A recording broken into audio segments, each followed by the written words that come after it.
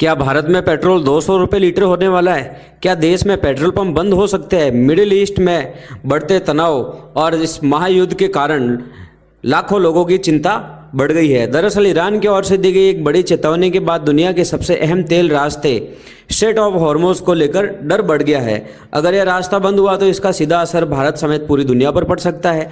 लेकिन सवाल यह है, क्या सच में भारत पर तेल का संकट बढ़ रहा है? आज इस वीडियो में हम पूरी जानकारी को आपको समझाएंगे। सबसे पहले समझते हैं कि यह खबर अचानक क्यों वायरल हो रही है। मिडिल ईस्ट में तनाव लगातार बढ़ रहा है, विशेष रूप से ईरान और इजराइल के बीच हालात बेहद तनावपूर्ण बने हुए हैं। अगर यह संघर्ष और बड़ा हुआ तो खतरा है कि तेल सप्लाई प्रभावित हो सकती है। दुनिया के लगभग 20% तेल की सप्लाई एक ही समुद्री रास्ते से गुजरती है और वो है स्ट्रेट ऑफ हॉर्मुज। यही रास्ता पर्शियन गल्फ को भी और बाकी दुनिया को जोड़ता है। अगर किसी कारण से यह रास्ता बंद होता है तो दुनिया भर में तेल की कीमतें तेजी से बढ़ सकती है। अब सवाल यह है कि इसका असर भारत पर क्यों पड़ेगा, क्योंकि इंडिया अपनी ज़रूरत का 85% कच्चा तेल विदेशों से आयात करता है और इस तेल का बड़ा हिस्सा मिडिल ईस्ट से आता है। यानी अगर वहाँ सप्लाई में कोई भी समस्या आती है तो भारत में भी तेल की कीमतों और उपलब्धता पर असर पड़ सकता है। इसी वजह से सोशल मीडिया और कई रिपोर्ट्स में दावा किया जा रहा है कि भारत में लगभग 25 दिन के आसपास का तेल का स्टॉक बचा हुआ है। क्या ये सच है? आइए जानते हैं।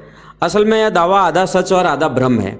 भारत के पास 3 तरह के तेल स्टॉक में होते हैं: रिफाइनरी स्टॉक, पाइपलाइन और ट्रांजिट स्टॉक, रणनीतिक तेल भंडार। इन सबको मिलाकर भारत के पास आमतौर पर कई हफ्तों से लेकर लगभग 1 से 2 महीने तक का तेल का स्टॉक बचा हुआ है।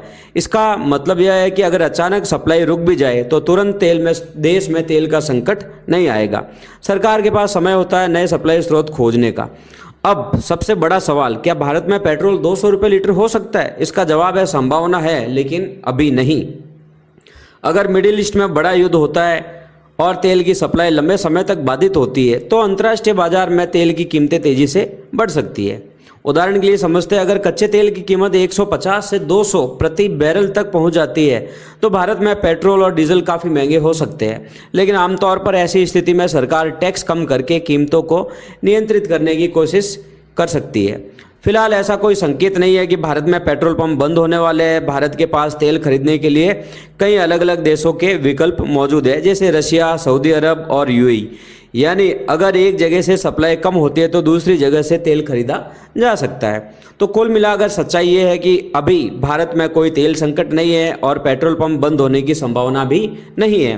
लेकिन अगर मिडिल ईस्ट का तनाव बड़े युद्ध में बदलता है तो आने वाले समय में तेल की कीमतों पर ज़रूर असर इसका पड़ सकता है। इसलिए अभी घबराने की ज़रूरत नहीं है, लेकिन दुनिया की नज़र इस पूरे घटनाक्रम पर बनी हुई है।